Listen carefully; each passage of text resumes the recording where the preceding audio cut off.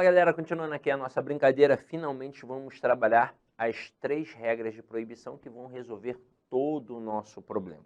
Então vamos aqui, ó. Essa parte começa com a ênclise, mas eu vou jogar uma tela em branco para nós começarmos a nossa brincadeira, tá? Então aqui vou colocar 3 regras de proibição do POA, tá? Do POA. O que é o POA? O pronome oblíquo átono. A galera de Porto Alegre que adora, né? Então vamos por partes, tá? Vou começar com a primeira regra de proibição. Bem simples, ó. Não pode colocar o POA, o pronome oblíquo átono, no início de uma estrutura. E agora vamos ver a dinâmica. No dia a dia, é muito comum nós falarmos assim: me empresta o caderno. Me empresta o caderno? Então eu olho para a pessoa e falo assim: ó, me empresta o caderno aqui. Nesse momento, eu falo dessa forma muito natural, porque nossa linguagem aqui no Brasil é extremamente proclítica. Hoje em dia ela é proclítica, mas se você observar a linguagem em Portugal, ela é extremamente enclítica. As pessoas em Portugal, elas no dia a dia delas, o português informal delas trabalha com a ênclise. Então lá no passado, nós trabalhávamos muito com a ênclise.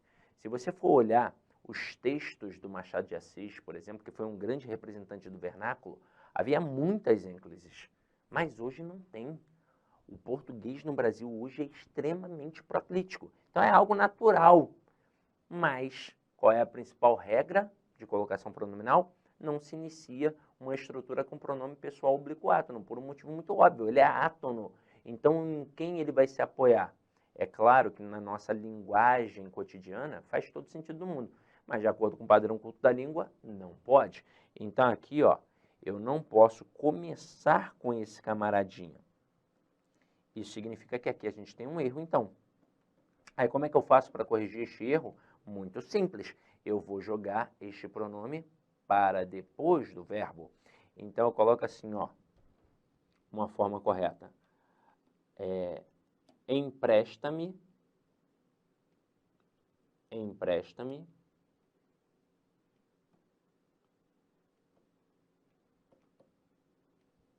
o caderno.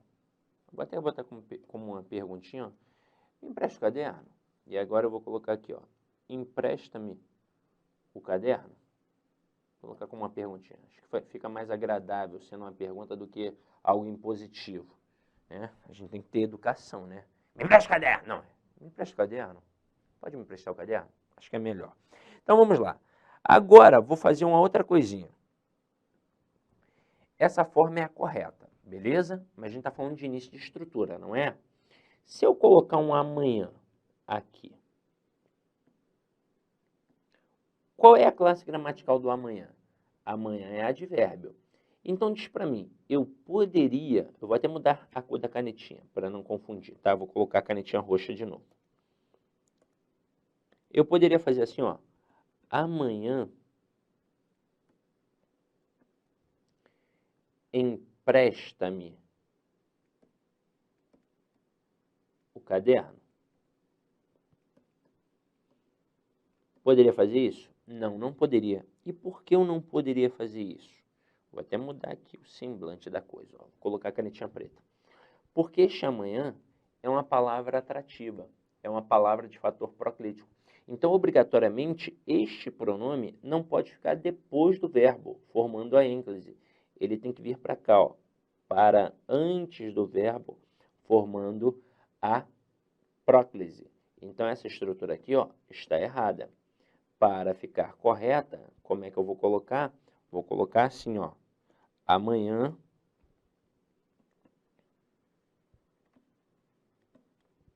me empresta o caderno?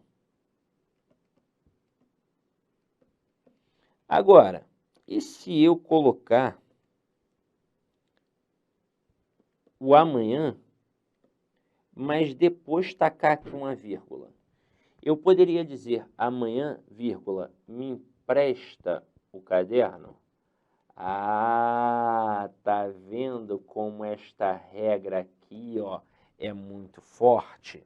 Quando você vai pegar os casos de ênclise dentro da gramática, eu vou mostrar isso aqui para vocês, você tem essa primeira regra, mas depois você tem ramificações da regra, como se fossem outras regras, mas na verdade é só ramificação. Então veja que aqui eu tenho um advérbio, mas ele foi isolado pela vírgula. E se aqui apareceu uma vírgula isolando este advérbio do resto da construção, a vírgula impediu a atração do pronome. Esta palavra não tem mais o fator de atração, porque a vírgula está ali embarreirando. Está embarreirando. Então, como é que eu vou trazer o pronome para antes do verbo? Não tem como. Então, depois daquela vírgula, nós começamos uma nova estrutura.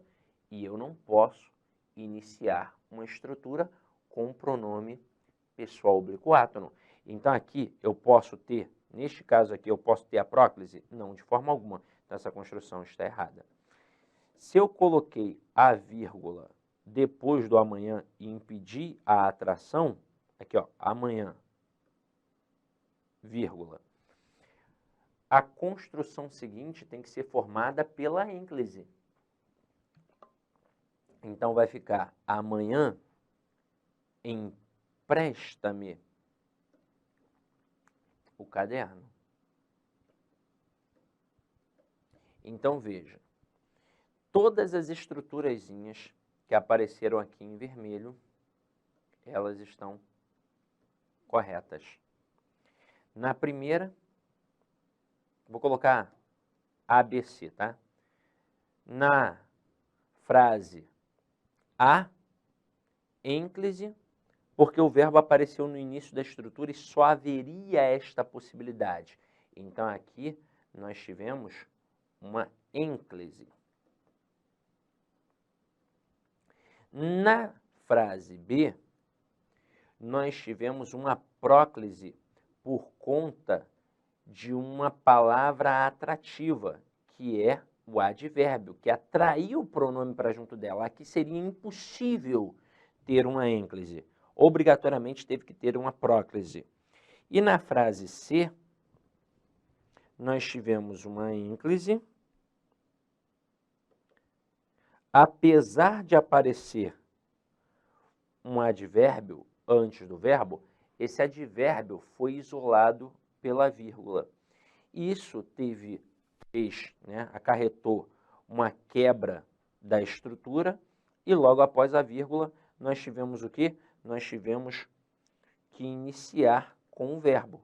Não pode ter o pronome ali porque é um início de uma estrutura. Agora, vou te dar um outro bizu.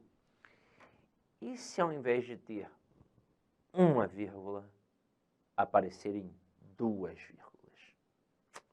E aí, caramba? E aí? Quando a gente tem uma estrutura intercalada, preste atenção no que eu vou falar. Não importa que antes da estrutura tenha uma palavra atrativa ou não, não importa. Se você tem uma construção e tem uma intercalação com duas vírgulas e depois vem verbo e pronome, o processo de colocação pronominal se torna facultativo. É um caso especial. É um caso especial. Se torna facultativo. Então você vai reparar ali. E veio o verbo depois de uma vírgula. Tem só uma vírgula mesmo? Então tem que ter ênclise obrigatoriamente. E são duas vírgulas. É uma intercalação. Opa, processo de colocação pronominal facultativo. Agora vamos para a segunda regra de proibição. Vamos lá. Deixa eu apagar essa parte aqui, ó. Vou colocar uma outra telinha em branco. E vamos para a segunda regra de proibição. Então vamos lá, deixa eu me colocar aqui, ó. Segunda regra de proibição. Não pode colocar o POA, ou seja, o pronome oblíquo átono, depois do verbo no futuro. Tá vendo como são informações simples? Agora vamos ver aqui os probleminhas. Coloca assim, ó. Amarei-te sempre. Amarei-te sempre. Olha que construção peculiar. Eu tenho um verbo que inicia a estrutura, porém um verbo no futuro. Aí depois apareceu o sempre. Eu não sei se você é uma pessoa observadora, mas se é, você já percebeu aqui que o sempre não vai fazer a menor diferença. Agora, e se eu não sou uma pessoa observadora, Sidoca? Por que você destacou o sempre ali? Porque muitas pessoas, elas não têm tempo de pegar a gramática e estudar para ver que é uma palavra de fator proclítico. A maioria dos concurseiros nem tem a oportunidade de fazer um curso online, porque não tem uma orientação, não tem alguém que falou para ele que aquilo é legal. Aí ele já coloca um trava na cabeça. Ah, não, pô, videoaula, vou aprender videoaula. Não, eu gosto é de sala de aula. Se eu quiser fazer uma pergunta, eu vou fazer a pergunta para quem? Então tem que ser professor ali, tem que ser uma sala de aula. Só que aí ele não leva em consideração diversos fatores. Ele não leva em consideração que o curso presencial dele tem uma carga horária reduzidíssima, que em relação à língua portuguesa ele vai ter, às vezes, 3 aulas de língua portuguesa só, no máximo 5 aulas. É uma coisa assim, vexatória, é muito pouco. Levando em consideração ainda outro fator, 1 hora de videoaula, pô, é conteúdo pra caramba. Por mais que de vez em quando a gente até pare aqui para bater um papo como eu estou batendo contigo, é muito tempo, é muita coisa. Corresponde fácil a 3 horas no presencial. Pode até fazer um teste uma vez. Pode até fazer, ó, vou fazer um teste da aula tal no presencial para a aula tal no online. Veja quanto tempo o professor vai ficar trabalhando o assunto que levou 1 hora no online lá no presencial. Vai levar umas 3 horas. A não ser que ele tente otimizar da forma mais breve possível, até porque ele tem pouco tempo. Então, o que acontece? Ele escolhe os principais assuntos, geralmente, se ele for um cara esperto, ele escolhe assunto que ele domina muito, aquele assunto para ele dar show, ele não fala tudo, ele pega, isso aqui é difícil. Não para ele, né, mas difícil para o aluno, então não vou falar porque de repente ele vai se sentir mal por não ter aprendido, então eu vou escolher só os assuntos com os quais eu tenho mais familiaridade, aqueles de que gosto mesmo, e ainda vou trabalhar só alguns tópicos para realmente ser o filé do filé. E aí você vai sair de lá com a falsa impressão de que aprendeu tudo. Pô, foi tão simples, tão gostoso. E aí você vai fazer a prova e olha e fala assim, meu Deus, não sei nada. Por quê? Porque você teve uma carga horária reduzidíssima e você provavelmente viu aquele conteúdo uma única vez. Por mais que tenha batido uma dúvida e você tenha perguntado para o professor ali qualquer coisa, você viu o conteúdo só uma vez, então você não aprendeu. Você só compreendeu. Foi legal, foi divertido, mas foi ilusório. Foi uma enganação. Você se enganou de achar que havia aprendido. Então, você tem sim que ter uma carga horária mais duradoura e repetitiva. A repetição faz toda a diferença. É por isso que na escola, quando a gente não conquistava uma nota, eu não sei como é que está hoje, mas na minha época, se você não mandasse bem, não atingisse a média, você era reprovado. A reprovação, durante muito tempo, a gente encarou como um ponto negativo. Mas a reprovação não é um ponto negativo. A reprovação é uma oportunidade para fazer aquele aluno aprender o que ele não havia aprendido. Só que durante toda a nossa vida, a gente viu a reprovação como algo negativo. É por isso que a gente erra, negativo. A gente vai fazer uma prova de concurso público, não passa, negativo. Mas a reprovação sempre foi uma segunda chance, sempre foi uma oportunidade para que aquela pessoa pudesse aprender algo que ela ainda não havia aprendido. Então, quando o camarada vê um advérbio como está aqui, ele sempre pensa que é uma palavra atrativa. Não importa onde ela está, o pronome tem que ficar junto dela, e não é assim. O advérbio, ou qualquer outra palavra atrativa, tem um nome técnico, é palavra de fator proclítico. Então, elas só podem atrair para antes do verbo. Elas só podem formar aquilo que a gente chama de próclise. Elas jamais poderão atrair para depois do verbo. Então, aqui não faz a menor diferença o sempre depois do verbo. E uma das principais regras é não colocar o pronome oblíquo átono depois do verbo no futuro. Não pode. Então, a construção aqui está equivocada. Então, ó, se não pode depois, qual é a próxima opção mais viável? Antes. Mas, opa, eu também não posso colocar antes porque eu não posso iniciar uma estrutura com pronome pessoal oblíquo átono. Então, caramba, restou qual posição? Restou o meio do verbo. E onde é o meio do verbo? O meio do verbo é nessa estrutura aqui, ó. Infinitivo, ó. Aqui, ó, onde tem um Rzinho. Então, eu vou cortar onde tem um Rzinho, vou inserir o pronome e depois eu vou colocar o resto do verbo. Então, a forma correta vai ser, vamos mudar aqui a cor da canetinha, vai ser amar-te-ei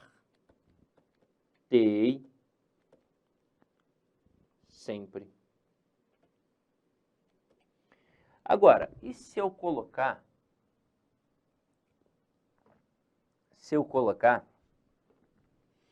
o sempre antes? Olá, meus amigos, minhas amigas. Inicialmente eu peço desculpas pois interrompi os seus estudos, mas essa playlist especial que a LAC Concursos fez especificamente para o concurso da Banrisul 2022. Nessa playlist nós vamos colocar 200 videoaulas do nosso curso. Só que o nosso curso tem mais de 200 aulas, isso garanto para você. Gente, essas aulas são demonstrativas, é para você ter conhecimento da qualidade e a seriedade que nós trabalhamos aqui a questão de concurso público. Você quer assistir o restante dessa videoaula? Você quer fazer o nosso curso completaço? Cara, ponta a ponta do edital, papo reto para vocês, um investimento apenas 10 parcelinhas de R$200, é isso mesmo, 10 parcelinhas de R$200, você vai assistir na nossa plataforma, você vai ter direito, olha só, o Personal Coach. O que é o Personal Coach? É o estudo em regime de metas, ali nós iremos organizar toda a sua vida no site, a gente vai fazer um painel de controle, tipo amarelo, vermelho, verde porque você cumpriu a meta, vermelho porque você está devendo e amarelo porque cumpriu parcialmente a meta, que são atributos importantes na caminhada aí de quem quer ser aprovado, beleza, galera? Então, vem, não fique bravo comigo aí, porque interrompi essa aula sua, mas é uma aula demonstrativa do site lá Concursos, tá certo? Clique aqui embaixo, fale com nossos atendentes ou faça diretamente a sua matrícula, você não vai se arrepender. Forte abraço, fique com Deus, tchau, tchau.